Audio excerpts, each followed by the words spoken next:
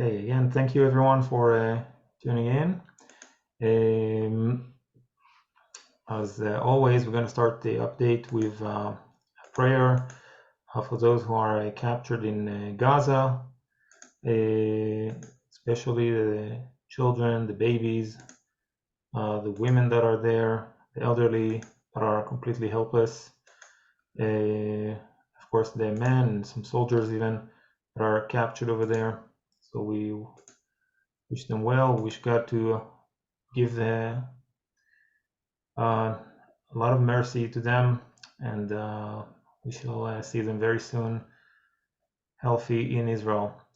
We also pray for the victims, those who were injured, those who were killed, and we pray for our soldiers that they will prevail and defeat this demonic enemy, which is Hamas and the Islamic Jihad. That it's hard to imagine people that forgot that they were created in the image of God, especially those who are Muslim believers. It's just hard to believe. And that's probably one of the worst things that happened, is that they completely demonized themselves. They completely ignored the image of God on which they are created. So this is really one of the most mind-boggling things that I can think of that happened over here. And okay, yeah, let's start the prayer.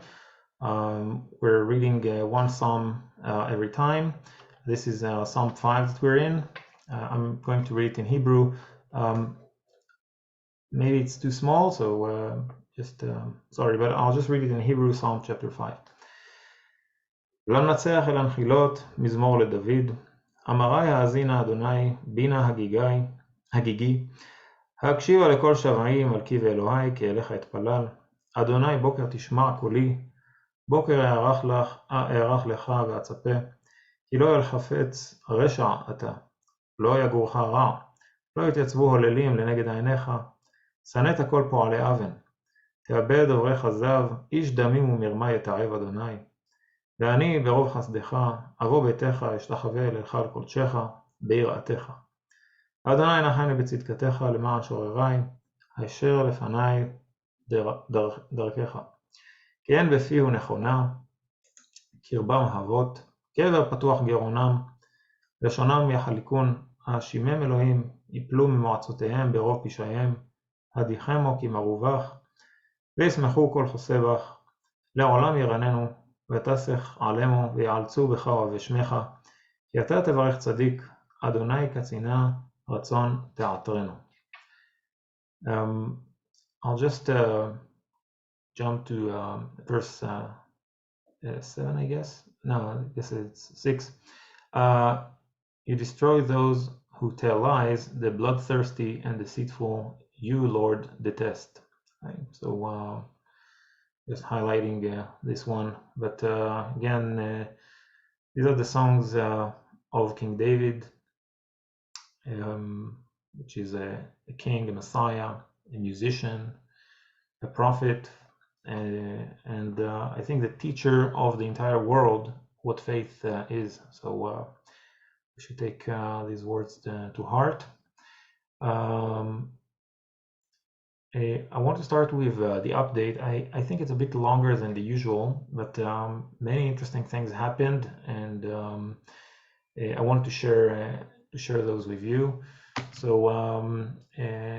Joe Biden, the president of America, had a press conference, and there is a carrier basically that is not too far from Israel at the moment. I'm not sure exactly where, but somewhere in the Mediterranean, in order to signal the allies of Hamas, which is the axis of Iran, basically, Iran and Lebanon, which is Hezbollah, the Shiite militias in Syria, and of course Hamas itself and the Islamic Jihad. They try to signal them not to get involved, meaning if we have the different arms of that octopus called Iran all over the Middle East, he signals them, don't even try. So this really helped a lot with the morale, I guess, in Israel. Fighting in two fronts, it's not something that we didn't do before. In 48, we had all fronts in the independence war of Israel.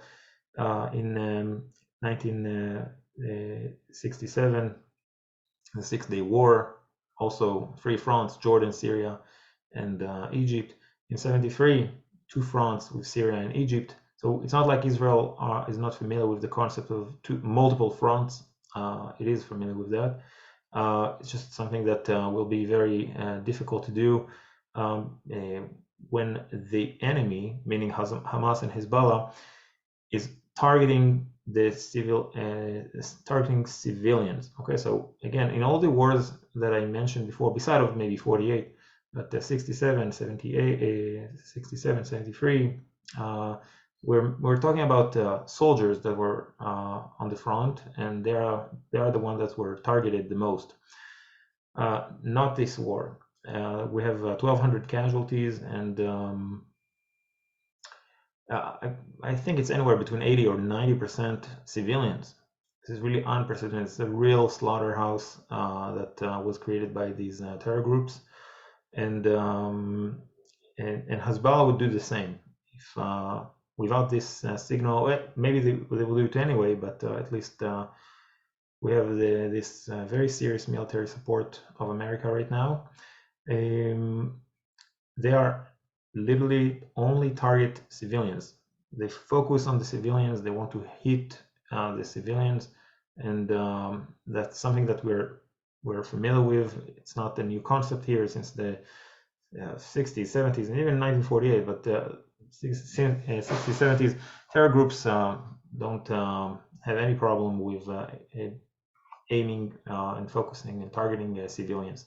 So this major support of America, this speech of Joe Biden was really helping a lot, I think. We have more solidarity from other parts of the world.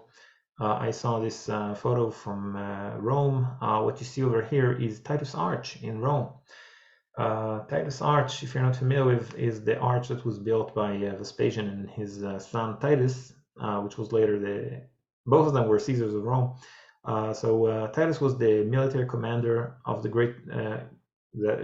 Roman army during the Jewish Great Revolt against Rome. That's the revolt that happened in the years 66 to 73 CE, the first century of the Common Era. And during that revolt, the Second Temple in Jerusalem was destroyed. Not only that, what you see on the left picture is what's really engraved on Titus Arch, on this side, on the left side of Titus Arch. The menorah, you can see the Jewish slaves carrying the treasures of the temple, including the golden menorah that was taken to Rome as a booty, the spoil of war, basically. So looking at the Titus Arch with these colors and the Israeli flag and Magen David, this is very, very special. There was another beautiful gesture in Sweden. A gentleman came to the embassy and laid 900 roses to support and to commemorate the victims in Israel. On the Israeli Heroes section, I have many people, so I guess at some point I'll have a break. So some of you, if you have Q&As, you're welcome. I just want to show you the amazing solidarity that is going on here. So let's just go through this, and I just want to overwhelm you. So earlier today, I got this message. It's in Hebrew, so I'll just translate. Hi Itamar, maybe you know anyone that can help. And then the message says, friends, we don't need donations, we don't need food. There's a couple of parents to a fallen soldier from the ultra-Orthodox community that have Shiva, meaning they mourn for their fallen son that was a soldier. And they are just asking for someone to come to the Shiva. Again, Shiva is the 7 days of mourning in the Jewish tradition. They are the parents of a soldier named Benjamin Lev, and they are sitting in a certain hotel over here in Jerusalem. Who can join us? So I got it like later I got it a few hours ago. Then I just passed on our group of our community here, and one of the ladies in our community said me, yeah, it's like hundreds of people showed up. So I guess by the time I got it, it was already a bit, it was already circling. Wait 1 second, I want to share the sound, so just hear that. They're praying and singing with the parents.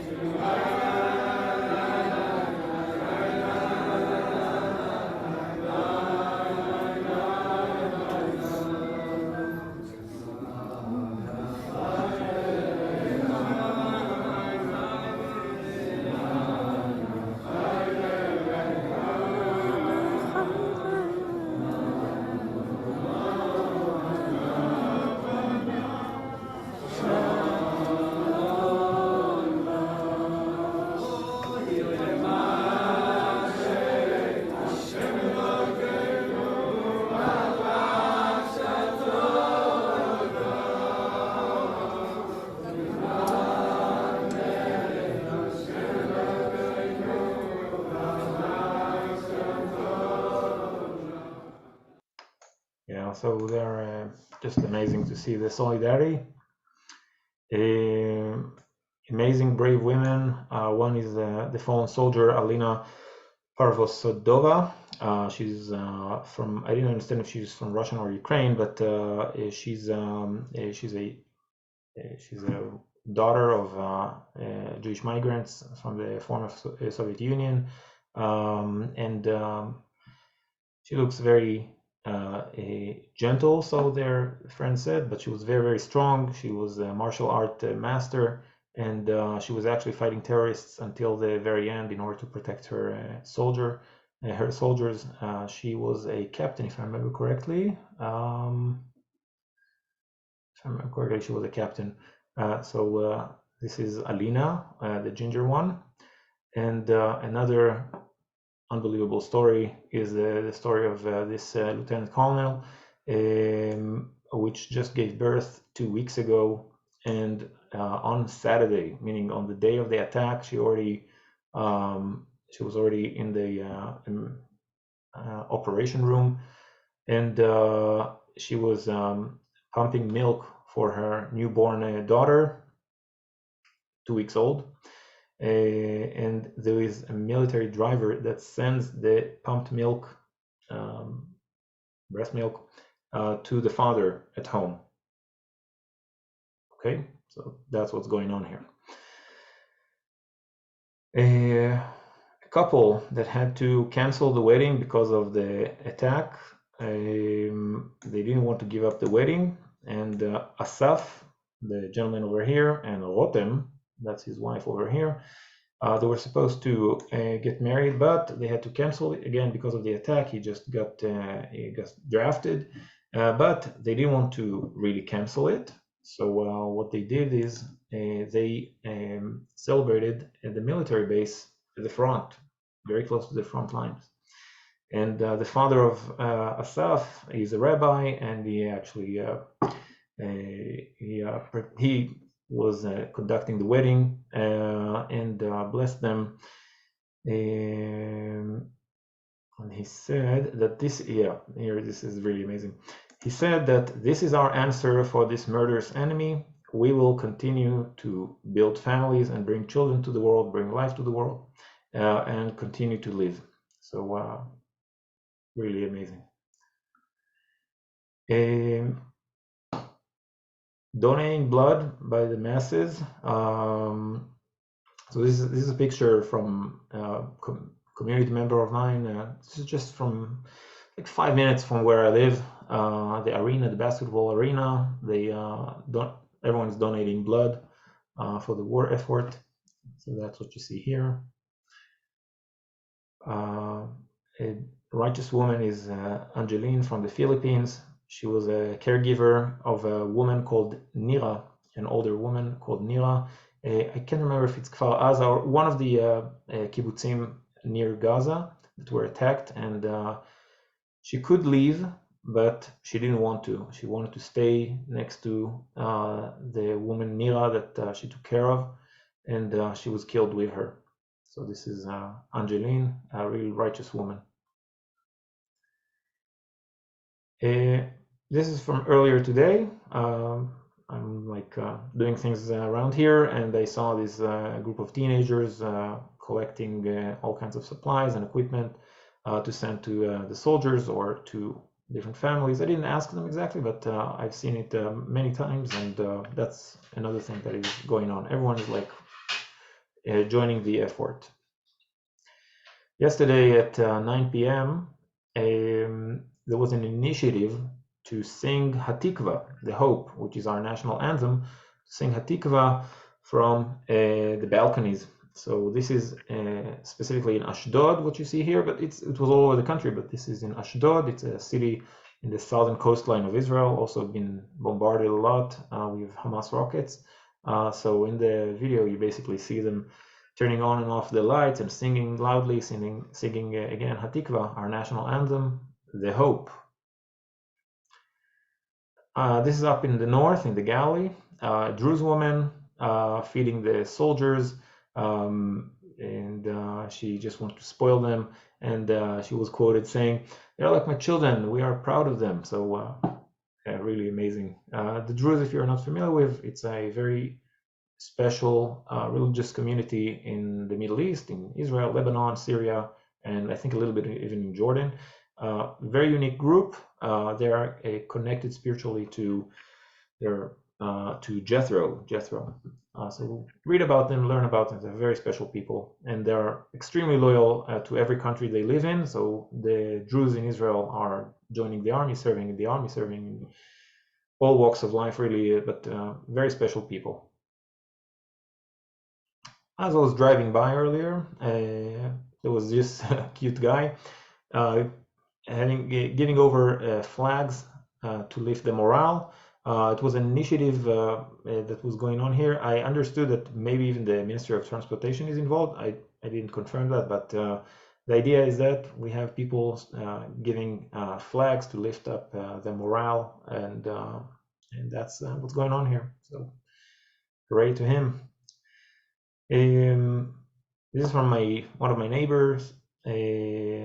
Children miss their parents, and this is the father. I know him in person. I actually was texting with him just yesterday.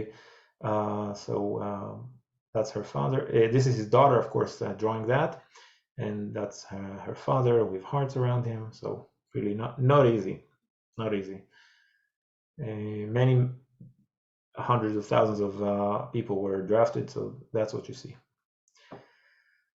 There was this guy, again, I'm trying to give you the sentiment of Israelis because of all these initiatives, countless initiatives of people to assist and help in their neighbors, in their neighborhood, in their community, in their towns, for different soldiers, for those who wounded, for those who were left without a home even. So this gentleman over here wrote, "Our leaders don't deserve our people." Something to think about. There is criticism going on social media about Netanyahu and his. I mentioned it in previous sessions that the criticism is about the paradigm of Hamas as an asset, something to nurture, because once you have this division in the political entity of the Palestinians, meaning the West Bank under Fatah, and the Palestinian president Abu Mazen on one side and Hamas on Gaza, then you don't have to negotiate for peace. This paradigm completely collapsed, and you can see people posting and putting a sticker, putting a cover photo of that. You have to resign, you killed us, you are the one who guilty for this catastrophe, etc., things like that. Also criticism about his sons, that that's the it says in Hebrew brothers in arms, and these are the sons of Netanyahu, One of them, the one on the right, Avner, is actually a combat soldier. He's in the armored corps, but I think he studied somewhere in London or something like that. And the other guy served in the army, Yair, but at the moment he's in Miami for quite a while. And there's a whole criticism going on against that. He recruits everyone, but his sons are safe in another country. So this is another thing. These are some of the victims. Kot's family, Yiftach and Yonatan, the two boys over here, they were like in their teen years, in high school, somewhere in not too far from Tel Aviv, and they were like in a college for basketball, kind of like professional league, I would say. And they were killed by the terrorists with their parents Aviv and Livnat and their sister Rotem, the one in the middle, of course. So these are again the faces of the victims. A little bit of humor, and that's not even the only story that I've heard, but you gotta listen to that. A little bit of escapism. I went to visit my grandparents, and then I realized they are fighting. They had a big fight. Since Saturday, my grandfather wants to go down to Gaza envelope to help with the fighting, and he's 88 years old. His grandmother does not allow that. And then, as son of protest, he decided to do the worst thing, the one thing that she hates the most, which is to grow a beard. I'll let you know what's happening. So that's the quote of this tweet. And this is not even the only story I've heard. I heard about a person which is a veteran, a 75 years veteran, that actually killed terrorists in it was like the music festival that was going on there. That was a bloodbath. He actually killed some of the terrorists over there. He's 75 years old, a professional, like special unit kind of veteran, and he saved many lives.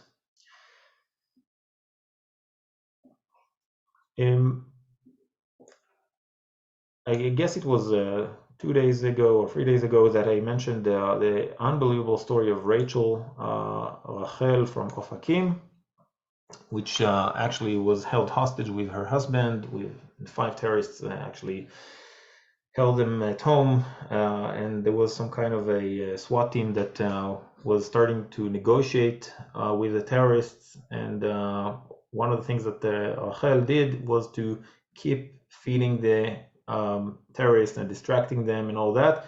And then all 5 were killed, and she and her husband survived. So there was a gentleman that did some AI about that story, and you can see the Superman garments, and she's holding a cookie, and that's the AI one. Here in the middle, there's a company of it's like a bakery. It's a famous bakery in Israel, and it says cookies from Rachel from Ofakim. She's really very cute. She inspired us. That's kind of what's written there. And then on the left side, it says only Rachel is strong against Hamas, which is paraphrasing to a very famous Likud slogan, Likud political party of Netanyahu. It says originally only Netanyahu is strong against Hamas, and then they completely changed that. Only Rachel is strong against Hamas. I would say that the streets are a bit quiet, but not as quiet as they used to be, let's say, on Sunday, Monday. There is traffic, a little more than what we had on Sunday, Monday. The shopping mall was a bit quiet, more quiet than the usual. Some shops were actually closed. So it was definitely a different experience. So just letting you know, life goes on. In the sense that people are coming and going, some work, some can't. There are no schools, no kindergartens, so there's much less traffic, and some of the shopping mall is closed. That's kind of what you see here. Okay, so that's what I want to share here with you. I knew it's going to be a little longer than the usual updates, but I just found so many fascinating things that I want to share with you. So I hope you're cool with that. And if you have any questions, of course, you are welcome. I'm going through the chat as we go.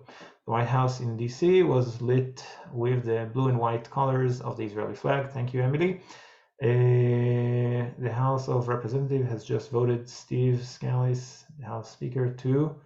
So the government is now up and running again. Oh, good, very good. Who is called to reserve duty? The reservists are anywhere between the age 21, when, in case of women, 20, when we are discharged from the army, until, depends on which unit, but could be 40, 45, something like that. So if you're in combat position, then you'll be called. If you're a combat unit, you'll be called. If you're in an intelligence unit, if you're in armored corps, whatever, like there's a good chance you'll be called. Again, depending on the unit. So as you see, I'm a reservist, but I was not drafted. So it just depends. Everyone is of a certain age that was in the army as a young person doing their mandatory service. Again, yes, but they're not like called just for the war. Like they haven't seen their unit for 10 years. They go to their units every year for 1 week, 2 weeks, 3 weeks, just depending on, again, just different from which unit to the other. So people are kind of still trained and they know what's going on, and they know their people. They know the unit is pretty organic. That's the idea. For the QA about Alina, was she a career military? Yes, I think she was. She was I think I read somewhere she was a captain, meaning she was like she was 23 years old, but still she was like she finished her mandatory service, and she decided to pursue a military career, at least for a few years. She wasn't a reservist, no. About the reservist, you mentioned that they would be asked to go to combat. Of course, that's what's happening. Like all these hundreds of thousands, many of them are combat soldiers. So that's what you see here. I know people in their 40s that are in combat units, and they are going to fight. Okay.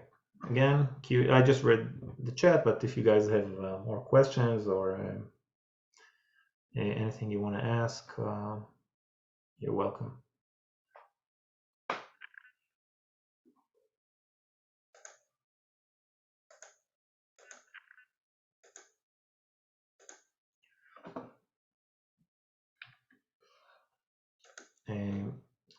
So I wanted to talk about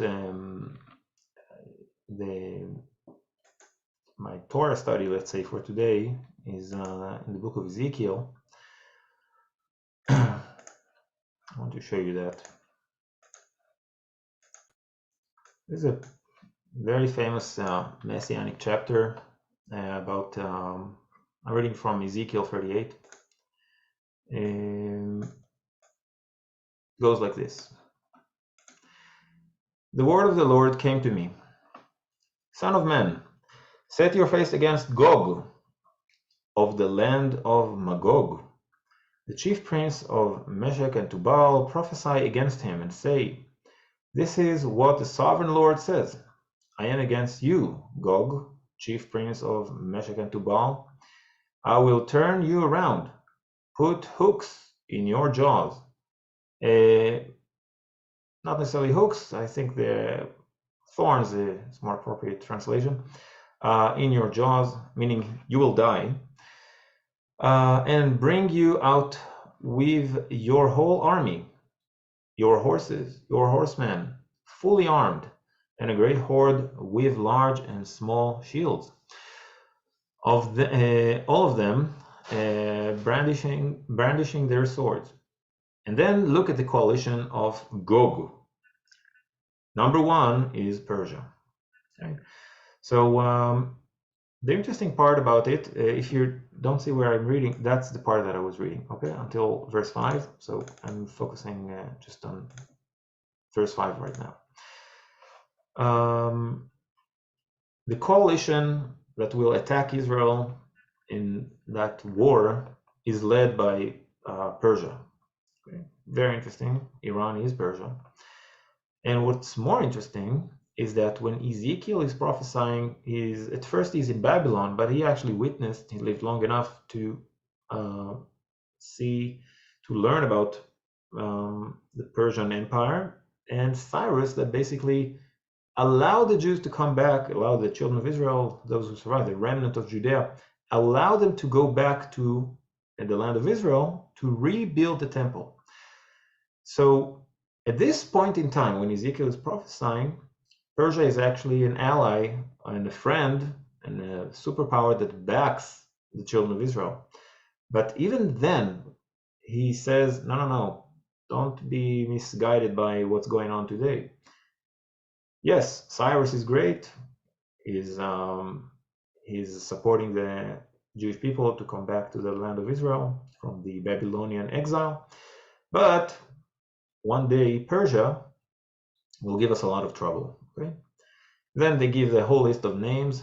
Persia, Cush, and Put will be with them, all with shields and helmets. Also Gomer, with all its troops, and Beth Togarma from the far north. And some rabbis suggested the far north, that's probably Russia. Okay, so I don't know, I'm just throwing a few things out there. With all its troops, the many nations with you. Okay, so this is like describing this war, and it's quite interesting. The detail of it, I think it's quite interesting. Get ready, be prepared, you and all the hordes gathered about you, and take command of them. After many days, you will be called to arms. In future years, you will invade a land that has recovered from war, whose people were gathered from many nations. Sounds familiar? Okay, so you, Gog, the head of that coalition, you're going to attack a nation that's recovered from many wars, experienced many wars, and they were gathered from many nations. Okay, so you understand what we're talking about. Gathered from many nations to where? To the mountains of Israel, which had long been desolate.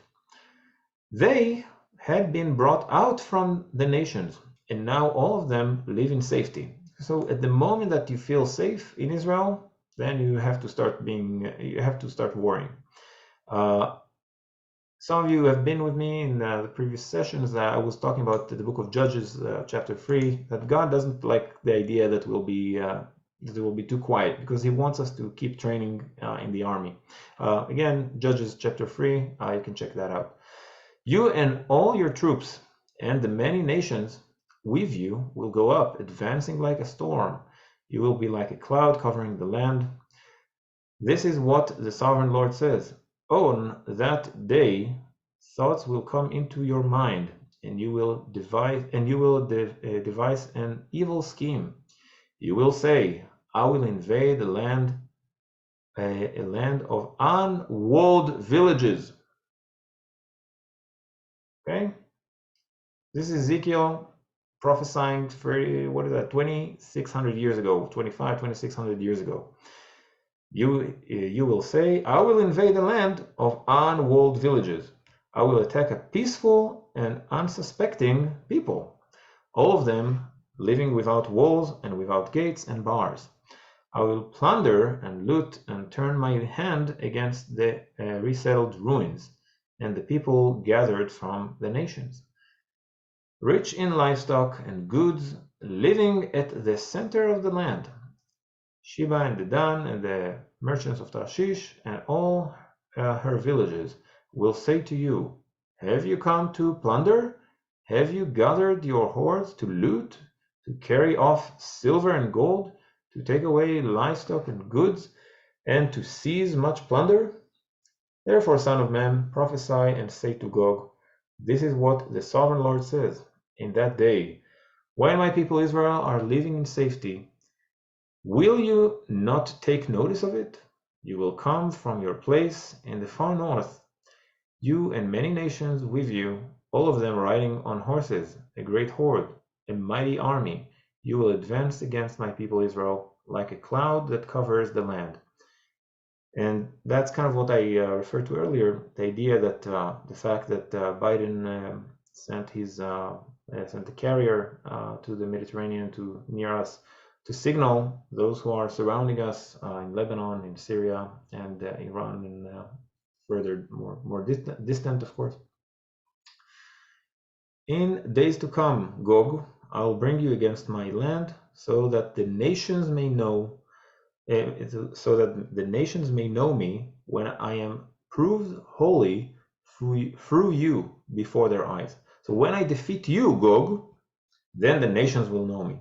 So it's like a part of the Messianic era is that this war and defeat of Gog will prove to the nations that there is one God. Okay, so this is the prophecy of Isaiah. It goes on and on, but that's the we read exactly what I wanted. So I thought it's something interesting that you should learn about. Persia as a leader. I didn't say much about the names. A very strange name, Gog. There are all kinds of interpretations about this name. One of them is that Gog is not exactly how we say it in Hebrew. The word for roof in Hebrew is Gag, and some suggested that Gog is actually the master of those who trust in a roof and those who don't believe in the clouds of heaven. They don't believe in the one God, they believe in the natural world. They believe that with their strength they can attack, and the ones that they will be defeated by those who don't trust the natural, the physical roof, this world, basically the natural world, but those who trust in God and the clouds of heaven. This is just the Torah studying that I want to share with you. So Ezekiel 38. This is it. So again, thank you for staying. I want to share with you the updates. I wanted to read to you Ezekiel 38. We prayed earlier. If you have more Q&A, if you have more questions, then I'll be happy to answer. Itamar, Yeah. Friday the 13th, there's a Arab call by Hamas to come out and mobilize against Israel. What is your take on that? What was the call, sorry? By who?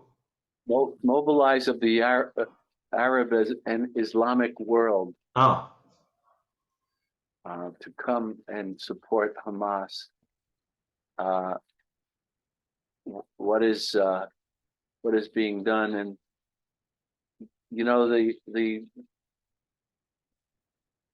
it seems like the final battle is over the mountains of Israel, which would, of course, be Judea and Samaria.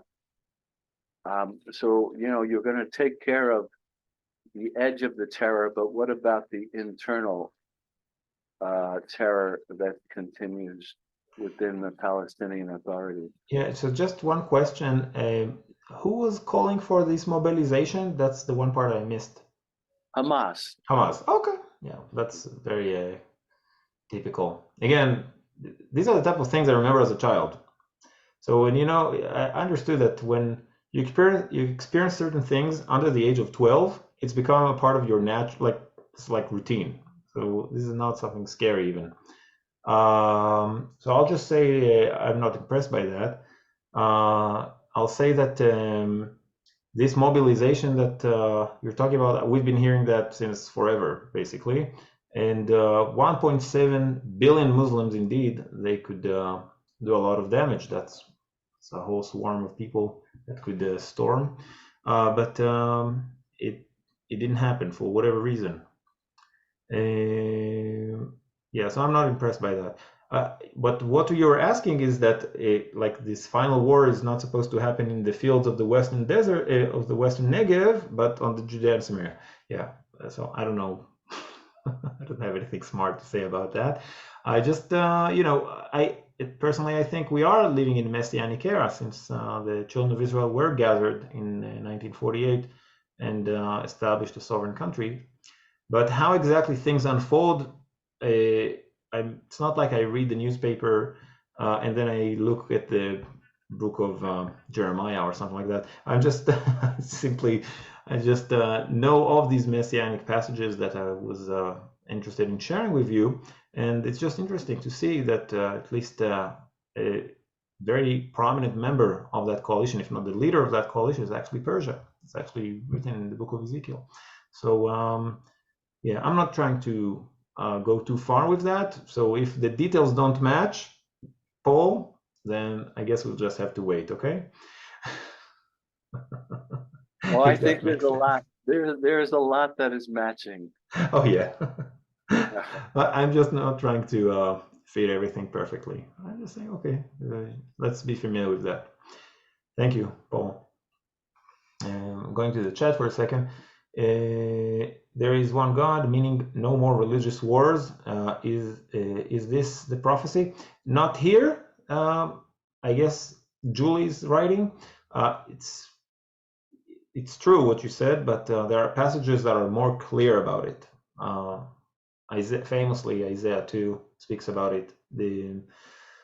From out of Zion will come forth the Torah, the teachings, the word of God from Jerusalem. Meaning there will be a moment that the knowledge of God will be spread from Jerusalem, so everyone will believe in one God, and therefore there will be no ideological, let's call it, or religious disputes to resolve, and therefore there will be time of no war, basically. That's the Messianic era in a nutshell.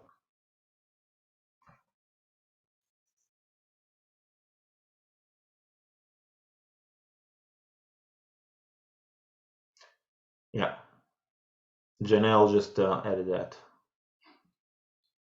So this is Isaiah 2 is written in Isaiah wall in the UN building in New York City. So and he will judge between the nations or rebuke the nations, and will render decisions for many peoples, and they will hammer their swords into plowshares and their spears into pruning hooks. Nations will not lift up sword against nation, and never again will they learn war. Yeah. So that's again famously Isaiah 2 is speaking about it. Anything else, my friends? Feel free. And again, thank you very much for joining. It's something I'm very happy to do. I'm uploading that to YouTube later so that people can watch it and maybe get in kind of like inside look at what's going on in Israel, because on the news in general, you just learn about their bad stuff, and I just want to show you the solidarity and good things that are happening during this time. So I hope this gives you a different perspective of how things are like in Israel right now. How are the Palestinians in Jerusalem reacting to this invasion? Are they active in joining in?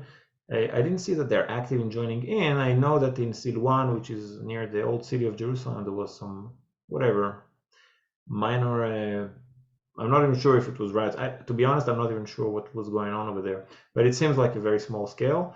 There is a lot of sympathy to Hamas, meaning they're actually Hamas members in East Jerusalem. It's not a secret. But they are on the Dawa side, meaning they are on the proselytizing the Islamic faith, etc. Not like militants. But again, they're spreading that. They're preparing the hearts for that kind of aggression, I would say. So and we had many terror attacks coming from East Jerusalemites. So again, it's not a positive thing. So they are with Hamas in Gaza, but it doesn't seem that something dramatic is happening, and hopefully it won't happen. Emily, I hope I answered your question. Won't see you in person. Yeah. Thank you, Paul, for the update, and we'll talk. Chris is writing, thank you very much. Is there an opportunity to write questions beforehand for future sessions? Of course, like the one about the Jewish refugees. Okay.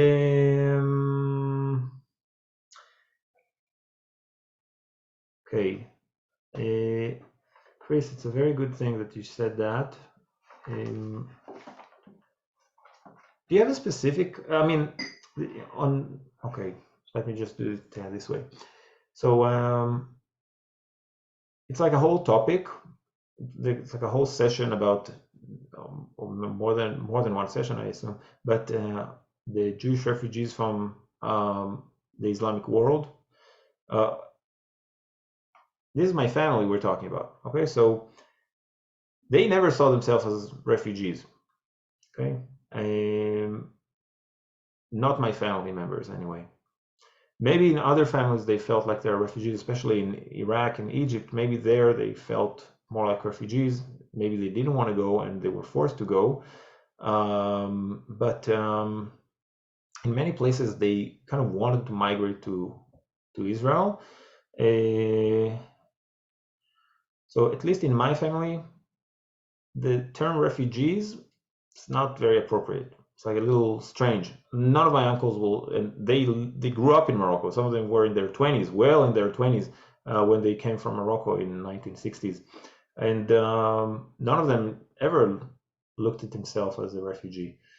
So on my YouTube channel, and maybe I'll post it on the group chat, I have a video about my family and how they were smuggled from Morocco, a short one, maybe it's like 4 or 5 minutes, something like that. Yeah, so on these update sessions, I can talk about it, but it seems like it's like a whole session in of itself. And if you have a specific question, like not, this is like a very big topic, but if you have a specific question, Chris, then just let me know.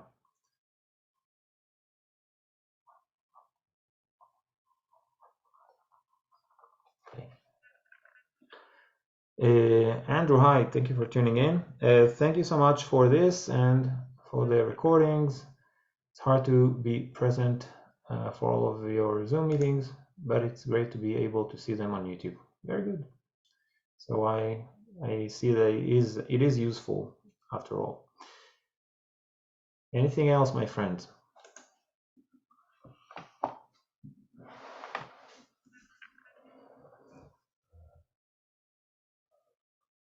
Okay.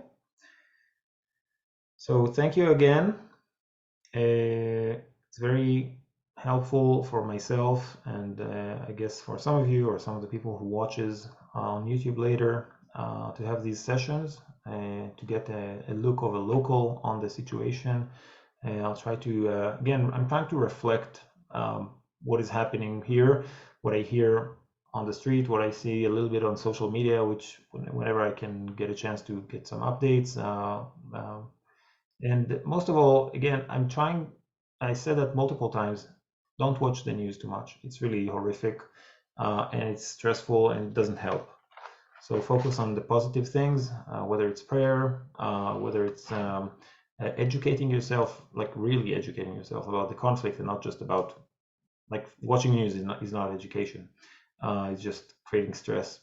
And other things that maybe you could do if you're in a Jewish community or live by a Jewish community, maybe you can just ask and see what they say. So again, thank you all, and I'll see you hopefully, if not tomorrow, then probably somewhere next week. As on Friday evening, it's Shabbat already, and I'm not sure if after Shabbat I'll be able to do that. We'll see. I'll keep you posted on the WhatsApp group. So thanks again.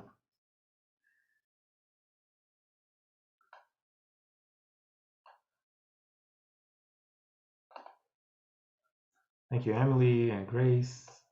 And sorry, it's Jeffrey. Thank you, Haj, for joining. And all the best. Talk soon.